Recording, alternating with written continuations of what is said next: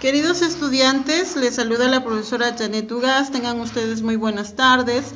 El día de hoy vamos a continuar con nuestras sesiones de aprendizaje del curso de historia. Me gustaría iniciar presentándoles la siguiente imagen. Esta imagen está relacionada a lo que estamos estudiando, que es la Edad Media. Esta imagen, si la analizamos con detenimiento, podemos entender que es la coronación de un rey. Alrededor de este rey observamos unos líderes eclesiásticos de la iglesia, unos monjes, y también observamos aquella clase alta que está presenciando esta ceremonia. Entonces, esta imagen está muy relacionada a cómo se gobernaba en la Europa medieval y está muy relacionada al tema que nosotros vamos a tratar. El día de hoy vamos a tratar acerca de la evolución política de la Europa medieval. Sabemos que la palabra evolución quiere decir un cambio gradual de algo. La palabra política, ¿qué nos da a entender la palabra política? Vamos a analizar las ideas antes de introducirnos en este tema. Con respecto a la palabra política, quizás cuando ustedes escuchan esta palabra, se les viene a la mente esta imagen, por ejemplo, la reunión de líderes políticos. La reunión o la discusión de ciertos líderes políticos para poder dirigir algo, una nación, etcétera, o aquellos líderes políticos que nos dan conferencias, etcétera. Entonces, vamos a mencionar las ideas para poder resumir en qué consiste política. La política, ¿sí?, nos da la idea de forma de gobierno, nos da la idea también de las decisiones, las normas, las estrategias, ¿sí?, que se dan en un gobierno. Entonces, podemos decir que la política es el conjunto de medidas, decisiones, normas, estrategias que se toma para poder dirigir una nación y organizarla. Entonces, como ya tenemos claro la palabra política, vamos a ir a la parte de la evolución política de la Europa medieval. ¿Qué conocemos de esta parte? Como habíamos estudiado, estábamos estudiando en la clase anterior en la época del siglo IX y siglo X. Esta es la continuación. En estos dos siglos, encontramos que el contexto era de que Carlomagno muere. Se había dividido el imperio carolingio, muere Carlomagno, cae el imperio carolingio, se da la firma del Tratado de Verdún, la repartición del imperio. Entonces, aquí tenemos el mapa de la firma del Tratado de Verdún, ¿sí?, en el año 843. Aquí se divide este territorio. Como ya se había dividido en los descendientes de Carlomagno, aparecen adicionalmente a ello un fraccionamiento político, como podemos ver en la siguiente imagen. Después de la división, se divide en pequeños reinos. Como podemos ver en este mapa, las marcas rojas son aquellos pequeños reinos que aparecieron en ese entonces. Pese a la división, aún Europa mantenía una unidad.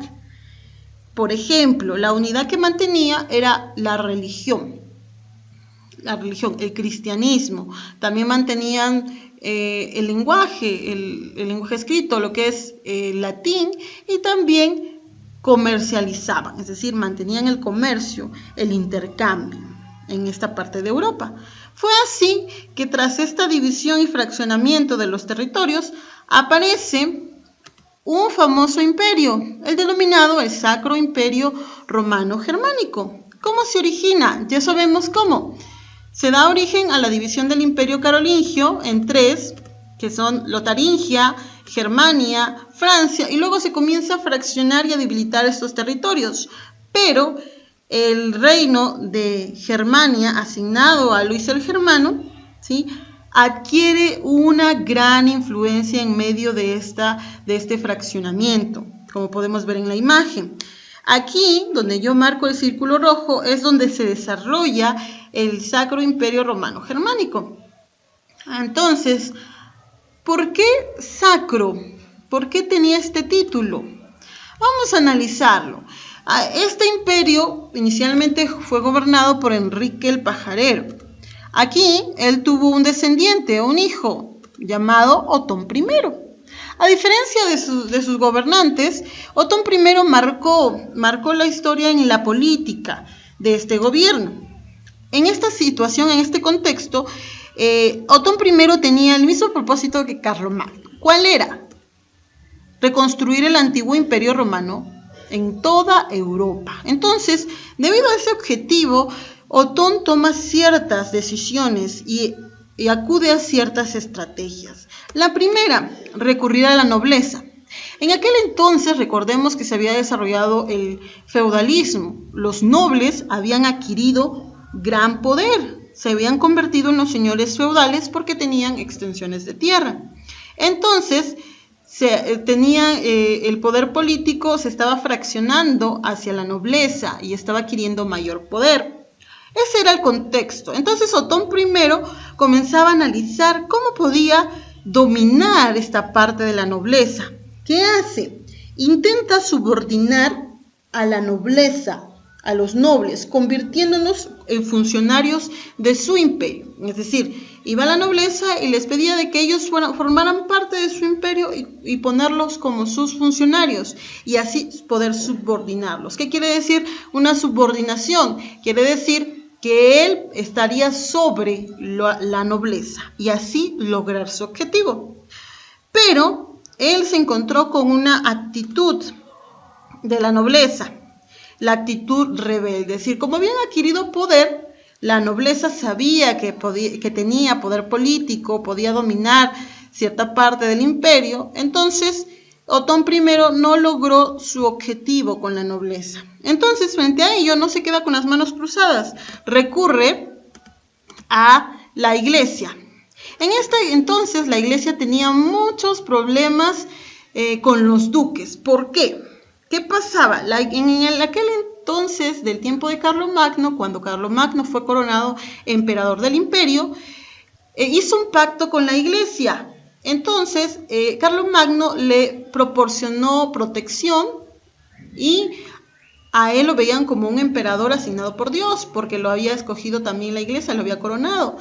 Fue así que Carlomagno le dio extensiones de tierra a la iglesia, llamados los estados pontificios. Entonces, en ese tiempo la iglesia también tenía un poder por las tierras que poseía, pero la nobleza, los duques, estaban en discrepancia, en pleitos con la iglesia porque tenían tierras y querían los nobles apropiarse de esas tierras. Fue así que Otón I pensó en la siguiente estrategia: yo me uno con la iglesia me ayuda a administrar y yo la protejo frente a los nobles. Y fue así que logró el objetivo.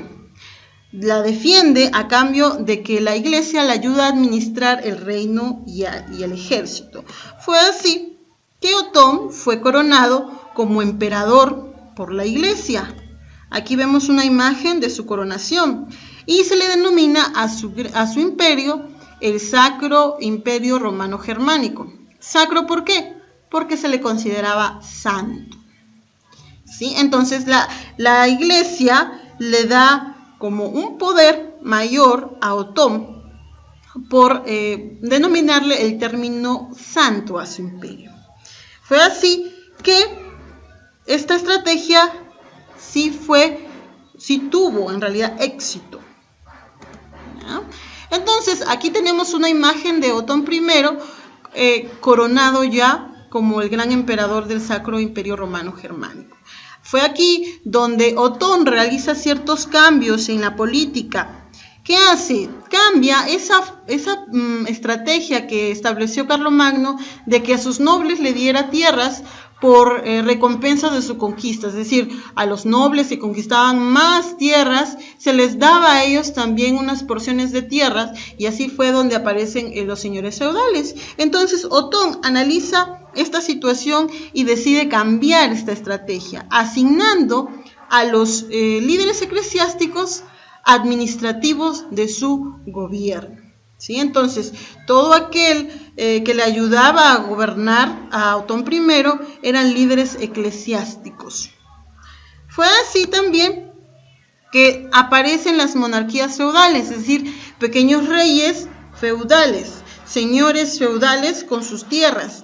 Estos negaron el poder del emperador frente a esta situación y también crearon sus propios ejércitos. Entonces, a pesar de que el Sacro Imperio Romano se había establecido y era un famoso imperio, existían monarquías feudales que trataron de establecer estas dos estrategias para mantener su gobierno.